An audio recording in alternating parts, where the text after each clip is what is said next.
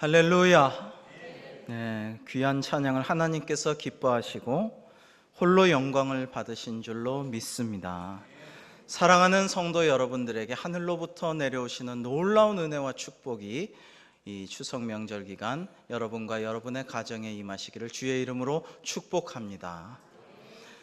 추석인데 어떻게 이렇게 어려운 찬양을 연습을 하셔가지고 하나님께서 영광 받으신 줄로 믿고 1부 때 많이 오셔가지고 3부 때 좀 적겠구나 했는데 꽉 차고 추석 때 더 많이 나오신 것 같아요. 참 감사하게 생각을 합니다.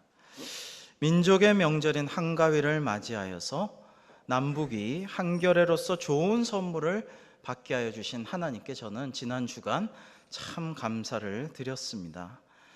11년 만에 평양 남북 정상회담에서 우리의 문재인 대통령을 잘 예우하고 자신은 한없이 낮추는 그러한 김정은 위원장의 태도를 보고도 참 좋다 이런 생각을 했습니다. 비록 정치적인 제스처가 담겨 있을지라도 그러나 역사적인 깊은 의미를 담은 순간순간들이 만들어졌구나라는 생각을 하였습니다. 김정은 위원장 개인에게 있어서도 그간 아나무인격으로 대접만 받아온 젊은 독재자의 이미지를 탈피하고 남을 예우하고 섬기고 자신은 낮추고 정상적인 회담을 잘 진행할 수 있는 그러한 국제 무대에 데뷔하는 리더로서의 면모를 과시했다는 점에서도 본인에게도 큰 유익이 됐으리라 생각을 합니다. 사실 서로를 배려하고 대접하는 그러한 자세를 우리가 갖지 않는다면 공적인 회담은 물론이고 개인적인 용무도 제대로 형통하게 이룰 수가 없을 것입니다.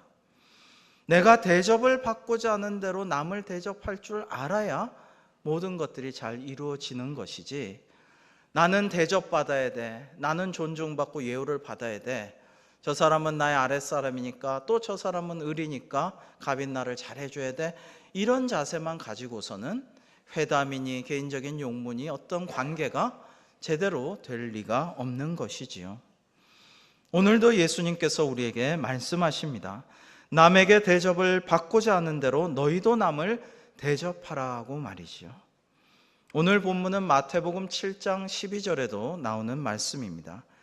유명한 예수 그리스도의 산상수훈 속에 있는 것으로서 마태복음 7장 12절에서는 그러므로 무엇이든지 남에게 대접을 받고자 하는 대로 너희도 남을 대접하라. 이것이 율법이요 선지자니라 라고 말씀하셨습니다. 율법이요 선지자니라, 이 말씀을 그리스도교 윤리의 핵심으로서 황금률이라고 부릅니다. 황금률은 3세기의 로마 황제 세베루스 알렉산데르가 이 문장을 금으로 써서 황금으로 거실벽에 붙이고 자주 바라보며 묵상하였던 데서 비롯됐다라는 설도 있습니다. 그러나 황금으로 써붙였다 이런 것보다도 황금과 같이 귀중하고 소중하고 핵심적인 말씀이라고 우리가 받아들이면 되겠습니다. 오늘 말씀을 통해서 우리는 두 가지 가르침을 얻었으면 좋겠습니다. 첫째로는 남의 입장을 잘 헤아리자라는 것입니다. 이번 한가위에는 가족, 친지, 또 옛 친구, 이웃들 많은 분들 모일 때에 서로 가족이니까 친하니까 이해할 거야, 괜찮아 라고 하지 말고 서로가 내가 대접받기 원하는 대로 남을, 또 우리 가족을, 친지를 잘 대접하는 그러한 추석이 되었으면 좋겠습니다. 지난 목요일 날 부목사님들과 경기도 이천에 가서 가족 전도 강의를 듣고 왔습니다. 김선일 전도학 박사님이 하시는 말씀이 우리는 내 생각보다 내 가족을 잘 모른다라는 것입니다. 가족을 전도할 때 내 가족을 내가 너무 잘한다라고 과신하거나 확신하지 마시기 바랍니다. 예를 들어 부모는 내 아들의 취향을 내가 잘 안다, 입맛도 잘 알고 고민도 잘한다 생각하지만 사실은 잘 모른다라는 것이죠. 어머니가 내 딸을 잘 안다 생각하지만 그 고민과 친구의 상황 이런 거 잘 모른다라는 것입니다. 그러므로 오히려 낯설기 낯설게 하기 방법으로, 즉 낯선 사람을 만날 때의 방법으로 가족에게 접근하면 가족 전도가 원활히 이루어지는데 도움이 된다라는 것입니다. 즉 낯선 사람을 내가 접근할 때는 잘 모른다는 것을 전제로 하고 배려하고 섬기는 자세로 다가가야 그 낯선 사람과 친해지고 전도도 되겠죠. 그렇게 가족에게, 친지에게 다가서고 또 말을 잘 들어주고 이럴 때 전도가 된다라는 것입니다. 우리는 이런 추석이나 모이면은 이때다 하고 이제 뭐 여러 가지 가르침도 주고 교훈도 주고 우리 집안의 전통 얘기도 하고 역사 얘기도 하고 물론 좋습니다. 그러나 얘기만 하지 말고 들어주는 자세도, 경청하는 자세도 가질 때 우리 어린 자녀들도 손주들도 마음을 열고 자기 얘기도 한다고 해요. 우리 8초의 법칙이라는 게 있습니다. 여러분, 누군가에게 이렇게 질문을 던져놓고 8초는 기다려줘야 된다고 해요. 근데 여러분들 8초 기다려 본 적 있으십니까? 물어보고 1, 2초 많아야 3초 지나면 아이고 말을 말어, 답답하면은 내가 얘기할게 하고 얘기하는 경우가 많아요. 그러나 한 8초 정도는 조용히 기다려주면은 이제 생각할 것도 좀 하고 무슨 말을 할까 해가지고 얘기를 조심스럽게 꺼낸다라고 합니다. 여러분, 그들의 고민과 필요한 니즈를 들어주라는 것입니다. 경청을 좀 하시라는 것입니다. 또 가족 간에도 어색해하지 말고 서로 칭찬하라라고 전도학 박사님께서 말씀하시는 것을 들었습니다. 여러분, 가족 간에 칭찬하는 거 이번 추석에 만나면 돌아가면서 한 번씩 칭찬하기 이런 거 좀 했으면 좋겠어요. 그런데 암만 생각해도 우리 아빠는 칭찬할 게 없어요. 또 우리 딸이 아유 우리 엄마 잔소리만 잘하지 우리 엄마는 뭐 별로 내가 칭찬할 게 없네요. 이런 딸의 얘기를 할지라도 그래도 칭찬할 거 한번 찾아보렴. 할아버지 우리 손주 칭찬할 거 좀 찾아보세요. 이렇게 하면요, 칭찬할 게 없어도 칭찬할 것을 찾기 위해서 관찰하게 되고 묵상하게 되고 생각하게 되고 옛 기억을 떠올리게 되고 더듬어 보면서 칭찬할 것을 찾는 그 과정에서 깨달음이 있게 되고 감사함이 있게 되고 무언가 칭찬할 걸 드디어 이야기할 때 은혜로운 그런 가정으로 하나님이 만들어 주실 줄로 믿습니다. 이러한 자세를 가지고 겸손하게 다가갈 때 비로소 어렵지만 가족 전도도 된다라는 것입니다. 생각해 보면 가족을 섬긴다는 것은 당연한 것으로 느껴지기에 더욱 어렵기도 합니다. 가족 잘 섬긴다고 누가 알아주지도 않고 칭찬하지도 않고 격려하지도 않습니다. 상이 있지도 않습니다. 그러나 믿지 않는 가족을 전도하는 일, 가족을 잘 섬기는 일, 친지들을 위해서 정말 기도하는 일 가운데 하나님께서 영광을 받으실 줄로 믿습니다. 특별히 오늘날 어린이와 청소년은 새로운 선교의 대상이라고 제가 지난번 교사 세미나 때도 늘 말씀을 드려왔는데 이번에 전도학 박사님이 똑같은 얘기를 하셔서 참 감사하다 생각을 했습니다. 어린이와 청소년은 오늘날 이 포스트 모더니티의 사회에서 옛날 우리가 믿던 것과는 다르게 믿고 있어요. 또는 믿음을 거부하고 있습니다. 방황하고 있습니다. 예전에는 우리 집안이 4대째 5대째 하나님을 믿는 집안이야, 이렇게 믿어왔어. 주일 성수는 꼭 해야 돼. 11조 꼭 바쳐야 되고 할아버지에 이어서 아빠도 첫 월급은 꼭 그대로 바쳤단다 얘기해도 예전에는 그거를 은혜롭게 생각하고 자기도 그 역사와 전통에 우리 가족의 일원으로서 따라야지 생각했지만 요즘 애들은 별로 안 그렇다는 것이죠. 포스트 모더니티의 사회에서는 권위가 해체되고 모든 가르침을 부정하고 그리고 자신의 개인적 자유를 최우선으로 하고 누가 나의 자유와 나의 결단, 나의 생각을 침해하면 너무나 싫어하고 그리고 나의 극히 개인적인 행복을 우선시하기 때문에 가족이나 공동체의 어떤 유익보다는 내 자신의 그 어떤 결단과 행복을 중시하는 시대이기 때문에 이럴 때는 어떻게 해야 되느냐? 선교지 찾아가는 선교사의 마인드로 접근을 해야 전도가 되고 선교가 이루어진다라는 것입니다. 우리가 선교사로서 선교지에 가면 어떻게 해야 할까요? 그 선교지에 있는 사람을 잘 모릅니다. 그 원주민을 잘 모릅니다. 언어를 모릅니다. 그러니까 그들의 역사와 문화와 전통과 생각을 존중해주고 그들의 언어로서 하나님을 고백할 수 있도록 잘 가르쳐주고, 그래서 주의 복음은 변함이 없지만 하나님의 놀라우신 복음을 조심스럽게 지혜롭게 잘 전해준 다음에 그들의 말로, 그들의 생각으로, 그들의 문화와 전통의 방식으로 하나님을 나의 구주로 고백하고 믿음을 갖고 자기들이 또 다른 자기 원주민들, 이웃들에게 전도할 수 있도록 우리가 도와줘야 되는 것이죠. 그러한 것들을 지금 우리 어린이들에게, 청소년들에게, 때론 청년들에게 우리가 선교적인 마인드를 가지고 해나가야 되는 때라는 것입니다.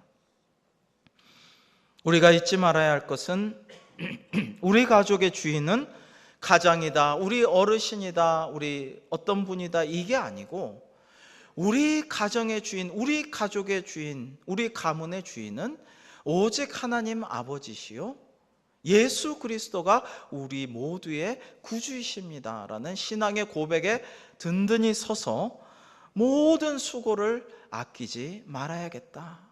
내 자식이니까, 내 며느리니까, 뭐 동서 아랫사람이니까 내가 시킨 대로, 내가 하라는 대로 해, 이게 아니라 정말 하나님의 마음을 본받아서 아버지의 마음으로, 우리 주님의 마음으로 하늘 보좌 버리시고 이 땅에 내려오셔서 성육신 하시고 우리에게 다가오시고 우리와 함께 먹고 마시고 십자가조차 달리신 그 주님의 마음을 본받아서 우리가 다가서고 경청하고 이해하고 대화하고 전도할 때 가족 전도도 이루어지게 될 줄로 믿습니다. 우리가 그러한 일들에 아낌없어야 되겠습니다. 그러려면 남의 마음을 가족이라 할지라도 친지라 할지라도 헤아려 보고 지금까지와 다른 새로운 생각도 해보고 노력을 해야 되는 것이죠. 우리가 이 시간에 명화 한 점을 좀 감상을 해보면 좋겠습니다. 스코틀랜드 글래스고에 있는 켈빈 그로브 미술관에 가보시면은 한 작품이 있습니다. 초현실주의로 유명하고 또 새로운 관점으로 그림을 그려온 살바도르 달리라는 유명한 화가가 그린 그림인데요, 제목은 십자가의 성 요한의 그리스도라는 작품입니다. 이 작품을 보시면 우리가 늘 보던 시선으로 말고 다른 관점에서 십자가를 바라볼 수가 있는 것입니다. 이것은 어떤 관점입니까? 우리가 늘 생각하고 늘 눈 감아도 떠오르는 관점, 반듯한 십자가가 정면에 있고 거기에 예수 그리스도께서 이렇게 달려 계신 그런 아주 획일적인 천편일률적인 십자가의 모습이 아니라 하늘 아버지께서 독생자 예수 그리스도께서 십자가에 달리신 그 고난의 현장을 하늘에서 바라보시는 관점인 것이죠. 여러분, 예전에 멜 깁슨이 감독을 한 패션 오브 크라이스트라는 그리스도의 고난이라는 영화에서 하이라이트라고 할 만한 감동적인 모먼트가 있었습니다. 즉 예수님이 저와 같이 십자가에 달려 계실 때에 하늘로부터 카메라가 앵글을 잡아서 비추고 하늘에서 굵은 물방울이 십자가를 거쳐 떨어져서 땅에 탁 하고 떨어지는 그 장면, 즉 하나님 아버지의 눈물이죠. 독생자 예수 그리스도의 저 고난과 십자가의 죽음을 바라보시면서 하늘 아버지께서 하늘로부터 눈물을 흘리셔서 그 눈물이 떨어져 땅에 탁 떨어지는 그 장면인 것입니다. 여러분, 우리가 하나님 아버지의 마음에 공감하기를 원합니다. 주님의 마음을, 그리스도의 마음을 본받기를 원합니다. 그러나 그것이 일상생활에서 잘 되지 않습니다. 잘 이루어지지 않습니다. 참 그리스도의 제자요 하나님의 자녀가 되고 싶은데 그 마음을 잘 공감치를 못합니다. 왜? 우리가 남의 마음을 헤아리고 남의 입장에서 생각하고 남의 형편을 돌아보지 못하기 때문에 거기에 도달하지 못하는 것이죠. 우리도 하나님의 마음, 주님의 마음, 또 십자가를 위에서 보시는 하나님의 마음도 공감하지만 아래에서 올려다보는 성모 마리아와 제자 요한의 마음도 우리가 생각해보고, 저는 또 내가 죄인이니까, 나도 죽을 수밖에 없는 죄이니까, 내가 강도였다면, 내가 주님의 십자가 옆에 못 박혀 있던 강도였다면 주님을 이렇게 옆으로 보면서, 주님, 저도 낙원으로 데려가 주옵소서. 그때 주님께서 그래, 네가 오늘 나와 함께 낙원에 있으리라. 그런 마음을 우리가 공감하고 헤아려 보고 할 때에 나중에는 주님의 마음에 도달하고 그리스도의 그 귀한 마음, 긍휼과 자비와 사랑의 마음에 우리가 가까이 가게 될 줄로 믿습니다. 두 번째로 오늘 주신 말씀의 앞뒤 문맥을 생각해 보면 참으로 적극적으로 사랑하라는 말씀이에요. 우리 두 번째를 묵상하기 위해서 누가복음 6장 26절부터 38절에 주신 예수님의 말씀을 우리가 그 뜻을 잘 음미하면서 함께 교독하시겠습니다. 마지막은 합독하시겠습니다. 누가복음 6장 26절부터 38절의 말씀입니다. 모든 사람이 너희를 칭찬하면 화가 있도다. 그들의 조상들이 거짓 선지자들에게 이와 같이 하였느니라.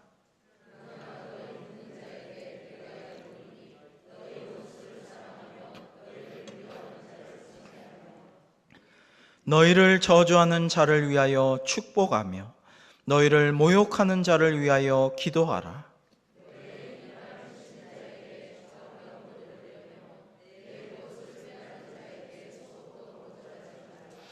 내게 구하는 자에게 주며 내 것을 가져가는 자에게 다시 달라 하지 말며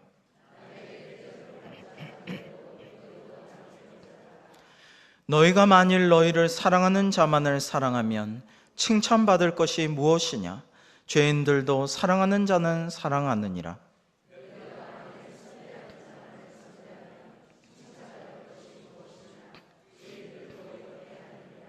너희가 받기를 바라고 사람들에게 구워주면 칭찬받을 것이 무엇이냐? 죄인들도 그만큼 받고자 하여 죄인에게 구워주느니라.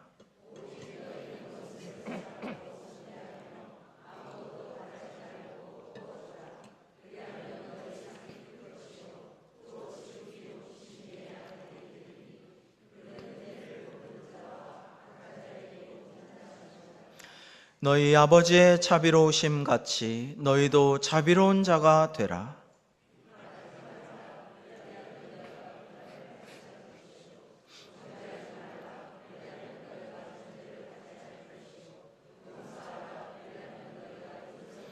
함께 주라, 그리하면 너희에게 줄 것이니 곧 후히 되어 누르고 흔들어 넘치도록 하여 너희에게 안겨주리라.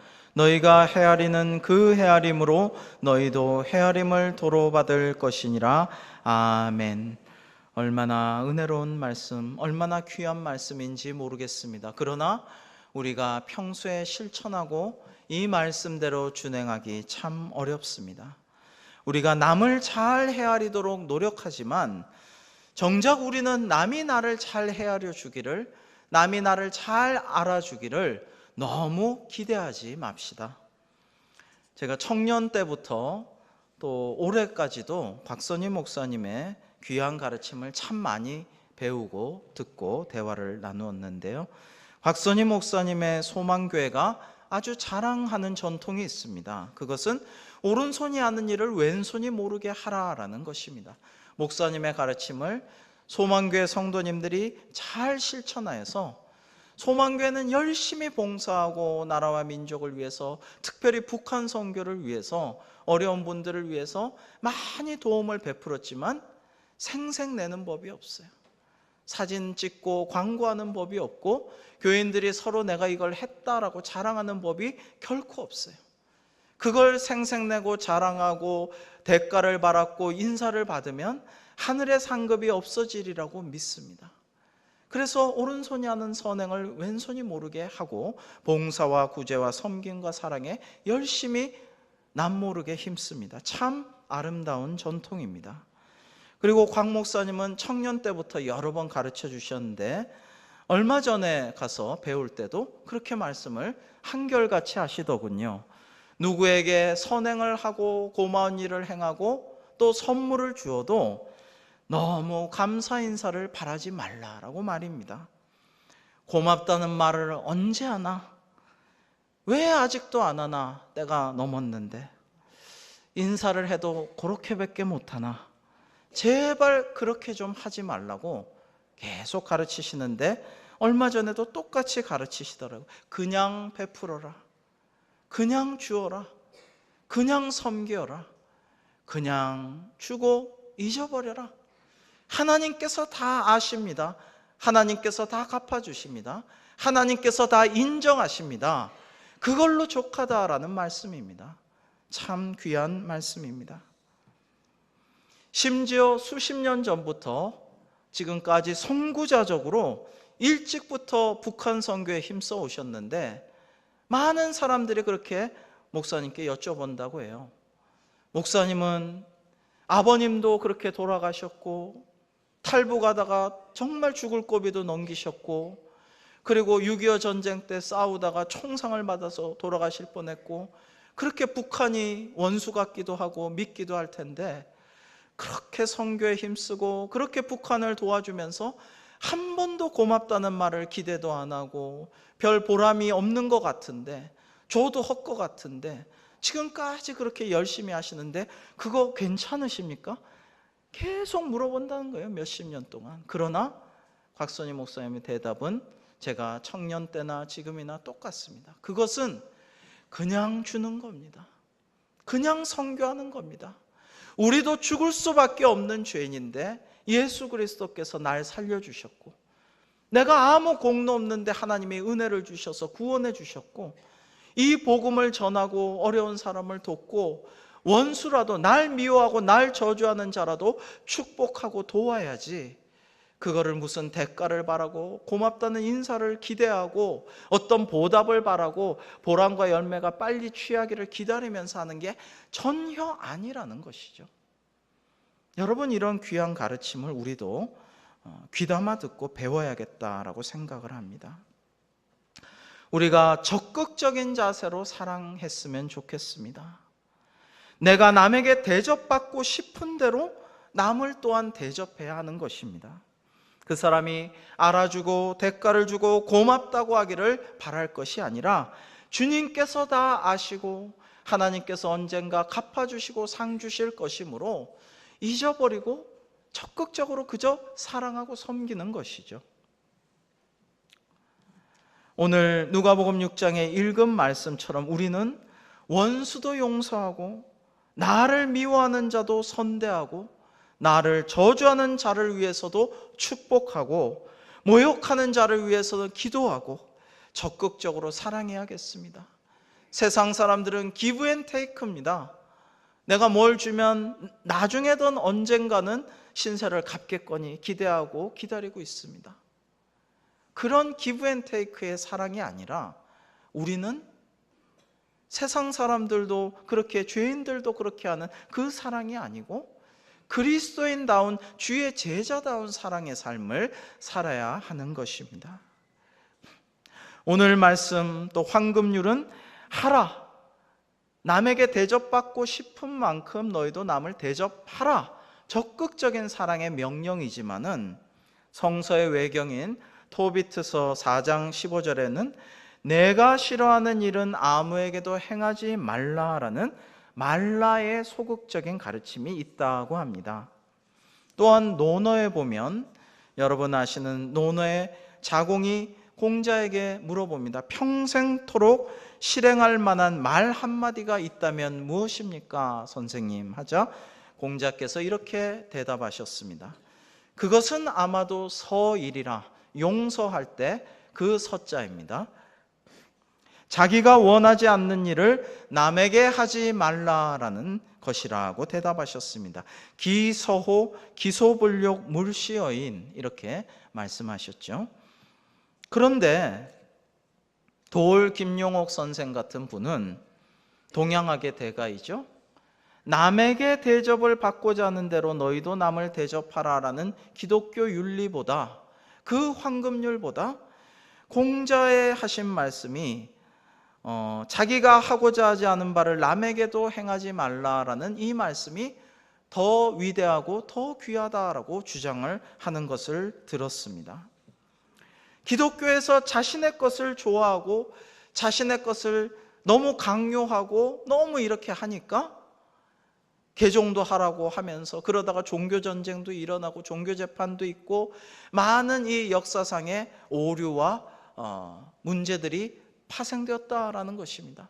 그러니까 꼭 내가 좋아하는 것을 남에게 강요하려 하지 말고 그저 내가 하기 싫은 것, 내가 원치 않는 것을 남에게 안 하는 것, 이게 배려고 이게 좋은 것이다 라고 주장을 하고 있습니다. 상당히 일리가 있는 말같이 들립니다. 역사적인 인문학적 지성을 가진 교양인의 이야기로 들립니다. 그러나 사랑하는 성도 여러분, 사랑이라는 것이 그런 것입니까? 우리가 누군가를 사랑할 때 아픔도 무릅쓰고 오해도 무릅쓰고 때로는 누명도 써가며 슬픈 가운데에서도 적극적으로 사랑하는 것이 참사랑 아니겠습니까?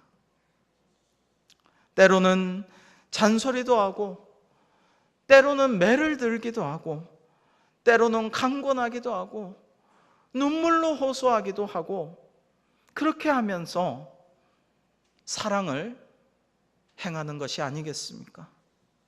듣기 싫은 소리 안 하고 간섭도 안 하고 쿨하게 개인적인 볼일만 보는 것이, 그냥 배려만 하고 너의 인생 네가 알아서 살겠고 내 인생은 내가 살겠고 서로 터치 안 하고, 이것이 사랑일까요?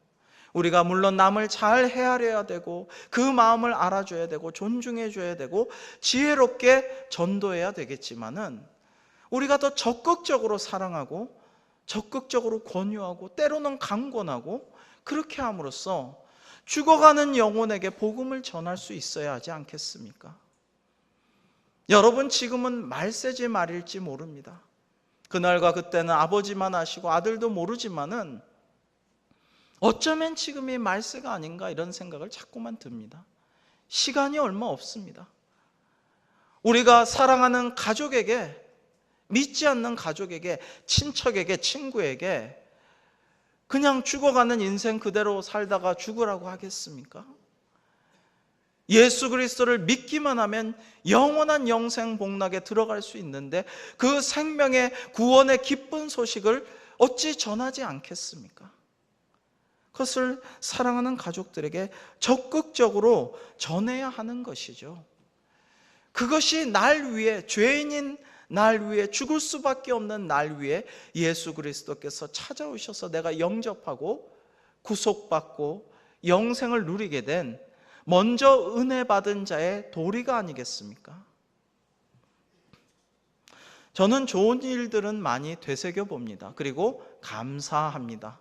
그것을 다시 헤아려 보고 기뻐하고 하나님께 영광을 돌리고 찬송하는 일을 자주 합니다. 나쁜 것은 그렇게 할 필요가 없지만 찬송가에도 받은 복을 세어보아라 이렇게 노래하고 있지 않습니까? 좋은 일들을 다시 한번 생각하는 그런 습관이 있습니다. 지난 러시아 월드컵에 한국과 독일전의 의의를 다시 한번 묵상해 보았습니다. 독일은 그간 월드컵 역사에서 16강에 한 번도 들어가지 못한 적이 없는 지난 월드컵 디펜딩 챔피언이었습니다. 더구나 역대로 아시아 국가가 한 번도 이겨본 적이 없는, 애들 말로 넘사벽의 나라가 이 독일 축구팀입니다. 우리가 독일 팀을 이길 확률은 기막히게도 오직 1%라고 당시에 전망했습니다. 그리고 도박사들은 한국이 독일을 이길 확률보다 독일이 한국을 7대0으로 이길 확률이 더 높다라고 전망했습니다. 독일은 교만했습니다. 이런 말도 했습니다. 축구란 22명이 서로 뛰다가 결국엔 독일이 이기는 경기다라고 말입니다. 참 교만한 말입니다. 그러나 우리가 이겼습니다. 저는 하나님이 도우셨다고 이겼다고 믿습니다. 경기가 끝나고 선수들이 그 자리에 꿇어앉아서 기도하는 모습들을 보았습니다. 2대 0으로 이겼습니다. 내용도 당당하고 멋있고 좋았습니다. 결코 비겁하거나 치사한 모습 없이 근사하게 우리가 이겼습니다. 감동적인 승리 후에 전 국가대표팀 감독이었던 최강희 전북 현대 감독이 이런 말을 했습니다. 왜 우리 선수들은 꼭 벼랑 끝에 몰려야만 잘하는가? 저는 거기에 대해서도 생각해 보았습니다. 처음에는 자기 자신에 대해서 자신이 없습니다. 그리고 동료들을 믿지 못합니다. 그러나 1차전, 2차전을 지나고 깨지고 무너지는 가운데 선수들은 나도 하면 할 수 있겠구나라는 자신감을 갖게 되고 또 동료 선수들을 믿게 됩니다. 우리가 힘을 합치면은 독일도 이기겠구나. 그런 믿음과 소망으로 충만하게 되고 서로 사랑으로 하나 되게 됩니다. 이러한 일들이 일어났기 때문에 저 강팀 독일도 이길 수가 있었던 것입니다. 사랑하는 성도 여러분, 우리는 그리스도인으로서 세상 사람들과 같이 마이너스 사고, 부정적인 사고, 소극적인 사고로 움츠러들지 맙시다. 우리는 그리스도인답게 전능하신 하나님께서 무엇이든지 우리에게 행하실 수 있노라고, 주 안에서 내가 무엇이든지 할 수 있노라고 생각하고 믿으면서 적극적인 사고, 플러스 사고, 긍정적이고 소망을 가진 사고를 하면 우리가 승리하게 될 줄로 믿습니다. 믿음과 소망과 사랑 가운데 1%도 승리의 확률로서 우리에게 다가올 것입니다. 사랑하는 성도 여러분, 우리가 적극적인 자세로 사랑하고 섬기고 전도하고 선교할 때 우리 가족들, 우리 주변의 이웃들의 죽어가는 영혼들이, 또 선교지의 많은 영혼들이 하나님의 구원을 받아 누리게 될 줄로 믿습니다. 우리에게 그러한 사명을 하나님께서 주셨습니다. 이것이 우리에게 주신 하나님의 비전이요, 우리에게 주신 예수 그리스도의 명령이기도 합니다. 우리가 땅끝까지 증인될 사명을 가지고 있습니다. 어쩌면 우리 가정이, 우리 가족이 땅끝일 수도 있습니다. 우리는 그냥 남에게 폐나 안 끼치고 듣기 싫은 소리는 서로 안 하고 그냥 안일하게 사는 것이 우리 삶의 목적이 아닙니다. 우리 신앙인의 소명이 아닌 것입니다. 특별히 지금 한반도는 크나큰 역사적인 순간을 맞이하고 있습니다. 한국교회가 그간의 소극적이고 수세적인 입장에서 벗어나서 이제 적극적으로, 플러스적으로 소망을 가지고 믿음을 가지고 주의 권능의 손길이 이 땅에 펼쳐지기를 기도하였으면 좋겠습니다.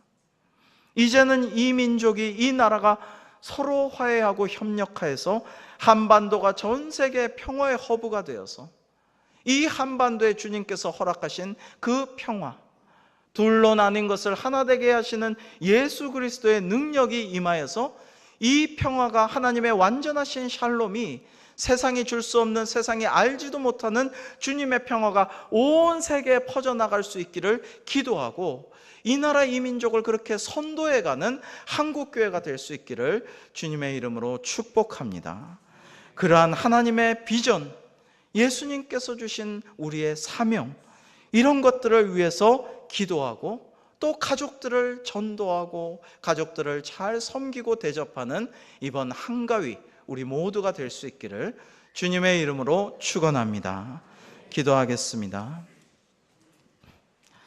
하나님 아버지, 오늘 주신 황금률의 말씀대로 우리가 대접받고자 하는 대로 남을 잘 대접하며 원수도 나를 미워하고 저주하는 자도 축복하고 사랑하고 섬기며, 또한 이 한가위 명절에 사랑하는 가족들에게, 친척들에게, 친지들에게, 우리 옛 친구들과 고향 사람들에게 좋으신 하나님의 사랑의 복음을 전파하고 전도하는 우리 모두가 되게 하여 주시옵시고, 한국교회가 이 나라와 이 민족을 위한 하나님의 뜻에 부합하는 중보기도에 힘쓰며 이 나라와 이 민족을 하나님의 뜻에 맞게 잘 선도하는 귀한 역할을 감당할 수 있도록 주여 인도하시고 역사하여 주옵소서.